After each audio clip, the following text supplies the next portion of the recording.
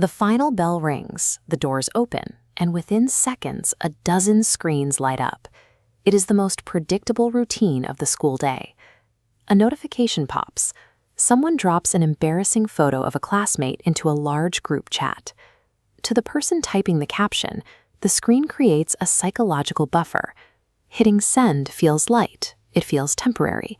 They can easily write it off as a joke that will simply disappear into the feed. But a joke has a strict boundary. The moment a message embarrasses, frightens, or repeatedly targets another person, it crosses the line. Digital actions do not stay contained to a single device. The original post instantly radiates outward, hitting dozens of pockets and backpacks at the exact same time. This creates a digital ripple. The image bounces from student to student, gaining velocity as it travels through the peer network. These taps and swipes do not exist in a vacuum.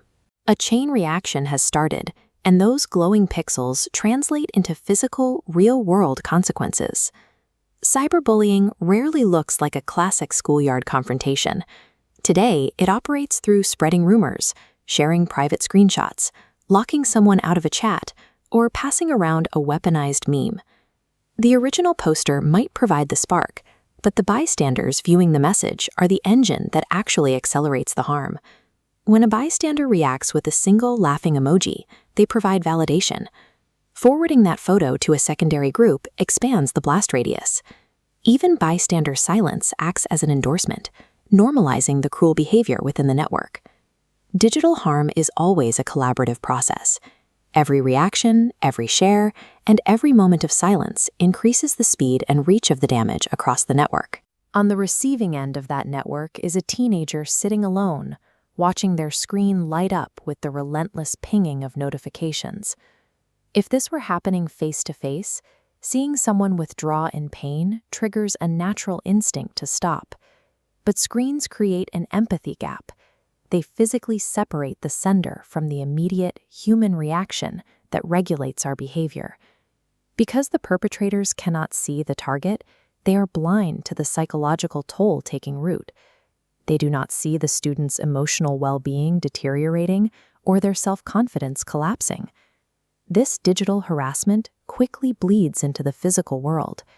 The target's school performance begins to drop, and real-life friendships fracture as they isolate themselves. The digital audience is completely inescapable. It follows the targeted student right into their home and into their bedroom. As a result, these online words inflict a trauma that mirrors face-to-face bullying, but it spreads through the community at an accelerated rate. If a digital ripple moves at this speed and causes this degree of damage, we have to look at how a single individual can stop it. The mechanism is simple, and it acts as a circuit breaker for the escalation engine. It is the pause. Before you post, comment, or share, you run a basic diagnostic. First, is the message respectful? Second, could this embarrass the person on the other side of the screen? Third is the face-to-face test. Would you look this person in the eye and say these exact words directly to them?